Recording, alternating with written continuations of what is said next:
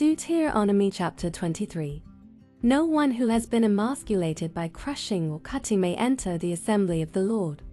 No one born of a forbidden marriage nor any of their descendants may enter the assembly of the Lord, not even in the 10th generation. No Ammonite or Moabite or any of their descendants may enter the assembly of the Lord, not even in the 10th generation. For they did not come to meet you with bread and water on your way when you came out of Egypt. And they hired Balaam son of Beor from Peth or in Aram Naharaim to pronounce a curse on you.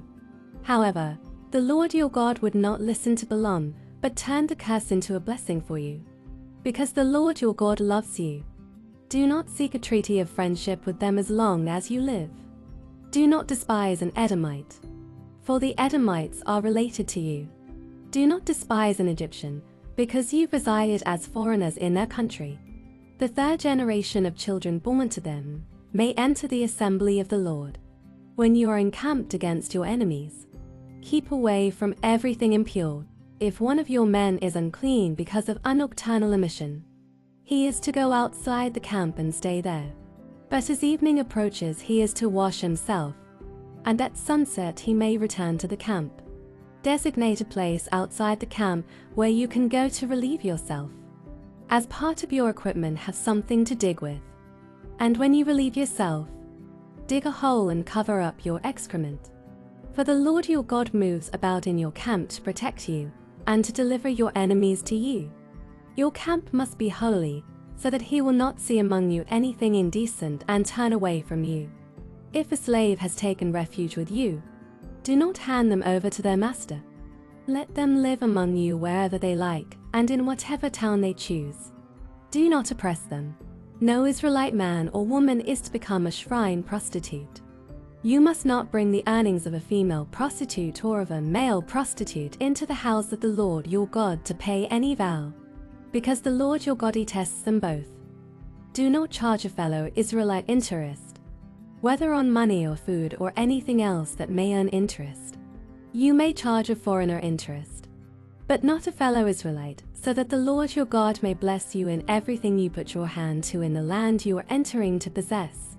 If you make a vow to the Lord your God, do not be slow to pay it, for the Lord your God will certainly demand it of you, and you will be guilty of sin. But if you refrain from making a vow, you will not be guilty. Whatever your lips utter you must be sure to do, because you made your vow freely to the Lord your God with your own mouth. If you enter your neighbor's vineyard, you may eat all the grapes you want, but do not put any in your basket. If you enter your neighbor's grain field, you may pick kernels with your hands, but you must not put a sickle to their standing grain. Deuteronomy Chapter 24. If a man marries a woman who becomes displeasing to him because he finds something indecent about her, and he writes her a certificate of divorce, gives it to her and sends her from his house, and if after she leaves his house she becomes the wife of another man, and her second husband dislikes her and writes her a certificate of divorce, gives it to her and sends her from his house, or if he dies, then her first husband, who divorced her, is not allowed to marry her again after she has been defiled. That would be detestable in the eyes of the Lord. Do not bring sin upon the land the Lord your God is giving you as an inheritance. If a man has recently married, he must not be sent to war or have any other duty laid on him.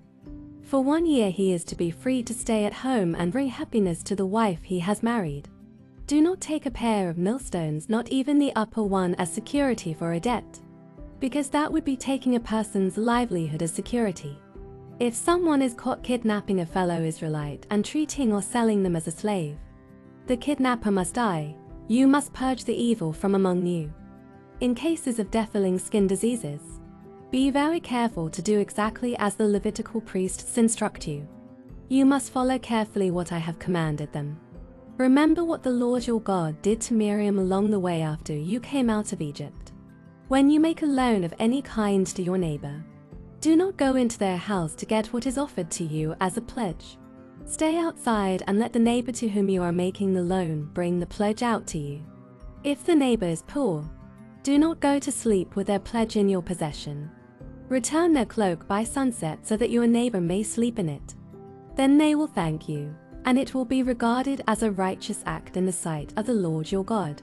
Do not take advantage of a hired worker who is poor and needy, whether that worker is a fellow Israelite or a foreigner residing in one of your towns. Pay them their wages each day before sunset, because they are poor and are counting on it. Otherwise they make cry to the Lord against you, and you will be guilty of sin. Parents are not to be put to death for their children, nor children put to death for their parents. Each will die for their own sin.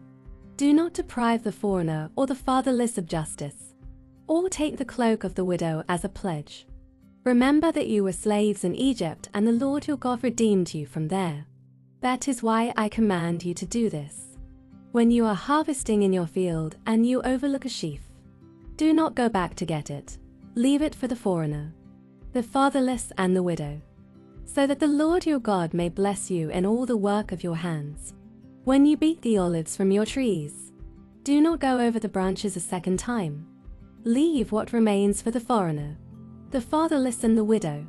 When you harvest the grapes in your vineyard, do not go over the vines again.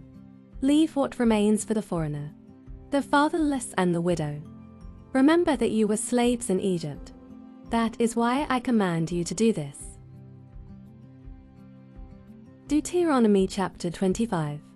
When people have a dispute, they are to take it to court, and the judges will decide the case, acquitting the innocent and condemning the guilty. If the guilty person deserves to be beaten, the judge shall make them lie down and have them flogged in his presence with the number of lashes the crime deserves. But the judge must not impose more than 40 lashes. If the guilty party is flogged more than that, your fellow Israelite will be degraded in your eyes. Do not muzzle an ox while it is treading out the grain. If brothers are living together and one of them dies without a son, his widow must not marry outside the family. Her husband's brother shall take her and marry her and fulfill the duty of a brother-in-law to her. The first son she bears shall carry on the name of the dead brother, so that his name will not be blotted out from Israel. However, if a man does not want to marry his brother's wife, she shall go to the elders at the town gate and say, "My husband's brother refuses to carry on his brother's name in Israel. He will not fulfill the duty of a brother-in-law to me." Then the elders of his town shall summon him and talk to him. If he persists in saying, "I do not want to marry her," his brother's widow shall go up to him in the presence of the elders, take off one of his sandals, spit in his face and say, "This is what is done to the man who will not build up his brother's family line. That man's line shall be known in Israel as the family of the Uns and Aalid. If two men are fighting and the wife of one of them comes to rescue her husband from his assailant, and she reaches out and seizes him by his private parts, you shall cut off her hand. Show her no pity. Do not have to differing weights in your bag, one heavy, one light. Do not have to differing measures in your house, one large, one small. You must have accurate and honest weights and measures, so that you may live long in the land the Lord your God is giving you. For the Lord your God detests anyone who does these things, anyone who deals dishonestly. Remember what the Amalekites did to you along the way when you came out of Egypt. When you were weary and worn out, they met you on your journey and attacked all who were lagging behind. They had no fear of God. When the Lord your God gives you rest from all the enemies around you in the land he is giving you to possess as an inheritance, you shall blot out the name of Amalek from under heaven. Do not forget. Mark chapter 14, verse 53 to 72. They took Jesus to the high priest, and all the chief priests, the elders and the teachers of the law came together. Peter followed him at a distance, right into the courtyard of the high priest. There he sat with the guards and warmed himself at the fire. The chief priests and the whole Sanhedrin were looking for evidence against Jesus so that they could put him to death. But they did not find any. Many testified falsely against him, but their statements did not agree. Then some stood up and gave this false testimony against him. We heard him say, "I will destroy this temple made with human hands, and in 3 days will build another, not made with hands." Yet even then their testimony did not agree. Then the high priest stood up before them and asked Jesus, "Are you not going to answer? What is this testimony that these men are bringing against you?" But Jesus remained silent and gave no answer. Again the high priest asked him, "Are you the Messiah, the Son of the Blessed One?" "I am," said Jesus, "and you will see the Son of Man sitting at the right hand of the Mighty One and coming on the clouds of heaven." The high priest tore his clothes. "Why do we need any more witnesses?" he asked. "You have heard the blasphemy. What do you think?" They all condemned him as worthy of death. Then some began to spit at him. They blindfolded him, struck him with their fists, and said, "Prophesy." And the guards took him and beat him. While Peter was below in the courtyard, one of the servant girls of the high priest came by. When she saw Peter warming himself, she looked closely at him. "You also were with that Nazarene."